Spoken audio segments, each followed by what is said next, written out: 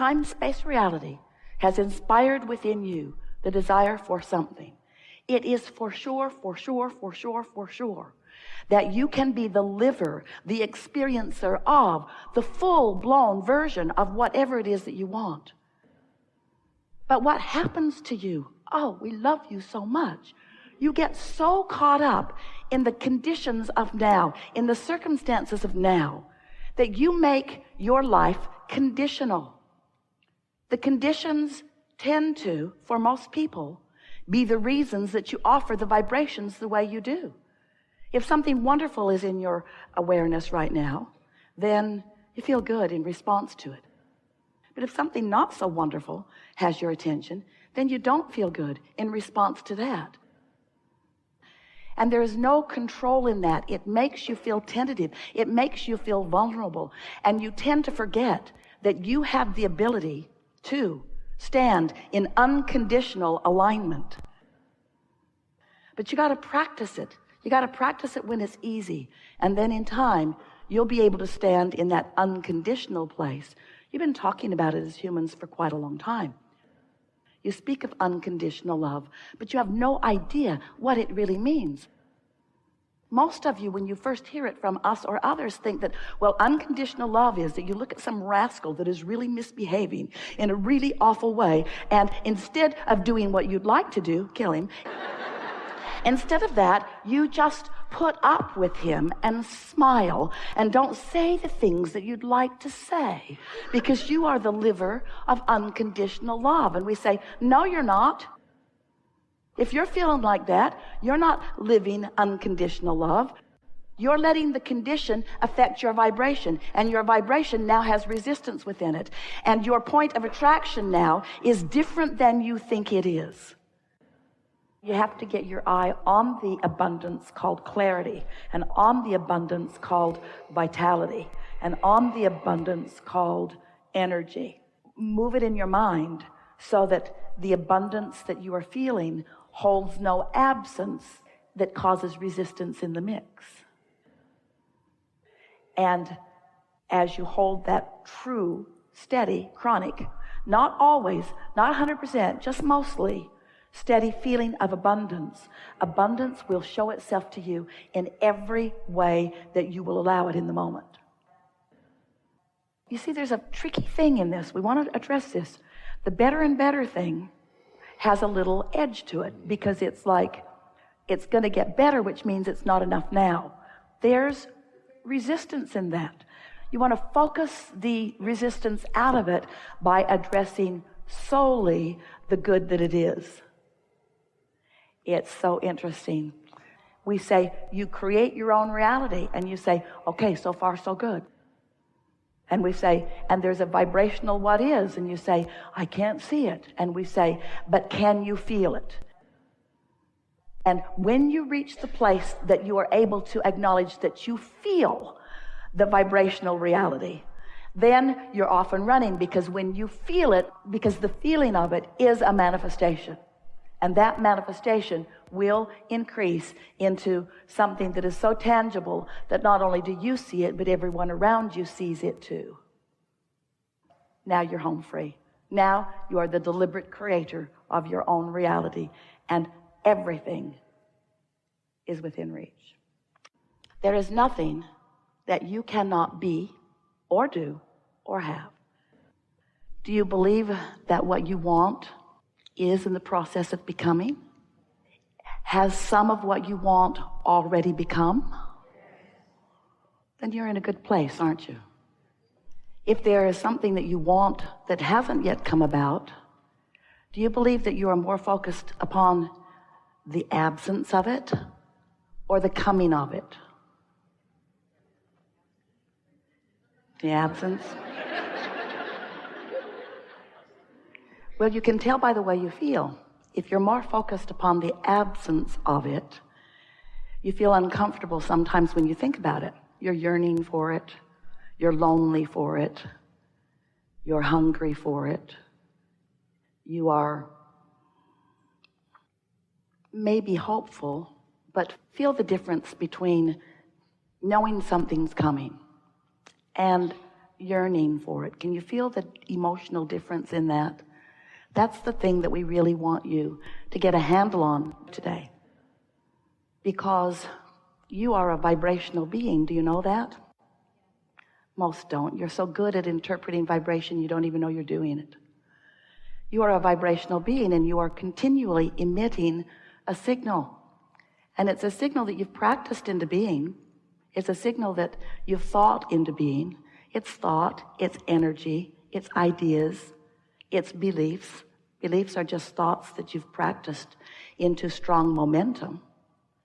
So when we talk to you about being vibrational beings, we want to dovetail into that understanding that, yes, you are always emitting a signal. Is it a clear signal, or is it a mixed signal? Is it a pure signal, or does it have some resistance in it? Is there static in it?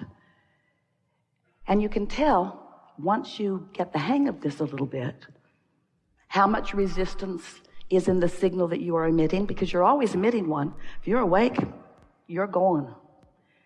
So you're always emitting a signal, but is the signal in complete alignment with who you really are, with what you really want? Or have you got some resistance?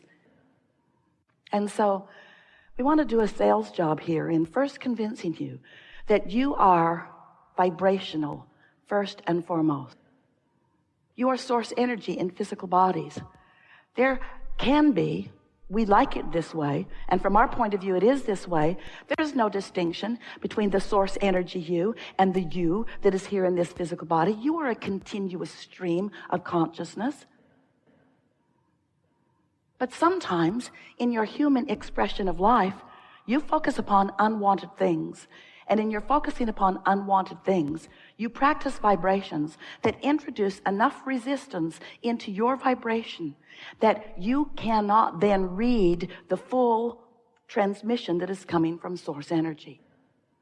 So instead of being able to utilize the guidance system that is within you to be firmly on your path of well-being, on your path of understanding your worthiness, on your path of right place, right timeness that is so possible for all of you all of the time, sometimes, occasionally, often, quite a bit you do this, you practice thoughts without meaning to that introduce resistance. Law of attraction responds to the vibration that you're offering. The response of law of attraction causes more momentum. That's really what momentum is. Law of attraction's response to your vibration. And then things go further than the manifestation of emotion. They go into the manifestation of things that you can see and hear and smell and taste and touch. And then you conclude, see, it is true. Because here is the proof of it. And we say, all that is the proof of is your attention to something. That's all that it is the proof of. You are the creator of your own reality. But most humans are not creating their own reality deliberately. You are doing it by default. You are doing it because you are observing the conditions and the circumstances that surround you and letting your vibration then be practiced because of what you're observing. And then because of the practiced vibration that you are offering, because of what you're observing, that vibration then gathers more momentum until you then have manifestations that match what you've got going on vibrationally. So we love talking to you, beautiful human creatures, about your vibrational nature, because if you will accept the vibrational nature of your being, then you will begin living as you've intended, as you came into this see it, hear it, smell it, taste it, touch it, leading edge, time, space, reality. There is nothing in all of the universe, in all that is more exhilarating to be here, now, in this leading edge moment, where there is a convergence of all that you are and this life that you are living. And when you have tuned yourself to the frequency of who you really are, so that you're feeling the guidance that is coming forth from within, you begin to feel the rightness of your path. Esther has been saying, for a while, Abraham, I've been looking for my path. knowing that it was there, looking for it relative to this, looking for it relative to this, sort of knowing I wasn't quite on it about that and not quite on it about that, but looking for it. And now she is telling us, and meaning, because she is experiencing it, and many of you are too, she doesn't have to go looking for her path. She just has to prepare her vibrational atmosphere so that when the path is beneath her feet, she recognizes it, you see. Because the path is beneath your feet, because the source within you knows who you are, knows what you want, knows all that you've become, knows why you're here, and knows where you stand in your physical human beingness right here and now in relationship to all of that, and is always shining a light on this path so that you can move joyously, not tentatively, quickly, not long time, toward all things that you want, no exceptions. Are you thinking about what you want and the fact that it isn't there? Do you want it, but notice it hasn't come? There's resistance in that signal. And humans, in your logic, say, well, Abraham, of course I'm noticing that what I want isn't there. It isn't there. You want me to pretend that something that isn't there is there? And we say, pretty much. Well, that just puts me over in the category of the crazy people, you say. The delusional. You want me to pretend something that has not yet come about. And we say, well, we at least think that it would be good for you to not predominantly beat the drum of its absence, because you are practicing a signal. Now, the reason that we say practicing a signal, there's a better way of saying that. You are emitting a signal that law of attraction is responding to. Law of attraction is the powerful law, the powerful universal law that manages vibration. So whatever thought you've got going on, law of attraction is bringing other thoughts like it. And in the beginning of a thought, there's not much momentum, and so you have some leeway. But once you've been thinking a thought for a while, that's when it clicks into the category where we call it a belief. It's such a practiced thought. And you say, or you want to say, or you sometimes say, you often say, you say this all the time. You say, but this is a thought that is reality, Abraham. Esther argued with us about that for quite a long time. But it's true, Abraham. And we say, there are a lot of things that are true, that if we were standing in your physical shoes, we would keep active in our vibration. But there are a lot of things that are true that you don't want to keep active in your vibration because you don't want them to manifest more fully than they are already with the emotion that you're feeling. And you don't want the feeling that you're feeling. You don't have to put up with this split energy, with this less than feeling good. Wouldn't you always choose clarity over confusion every time if you knew that you could? Well, you can, but you don't. But you can, but you don't. But you could, but you don't, but you might. In other words, it's just a matter of practicing, but you have to work with the law of attraction. You cannot buck its current, and you cannot give lip service to it either. You can't say something that you don't believe and get any advantage for yourself, because the universe does not hear what you're saying. The universe hears what you mean, because the universe is not listening to your words. The universe is responding to your vibration. Law of attraction is not responding to your words unless your words match your vibration. Law of attraction is responding to your vibration.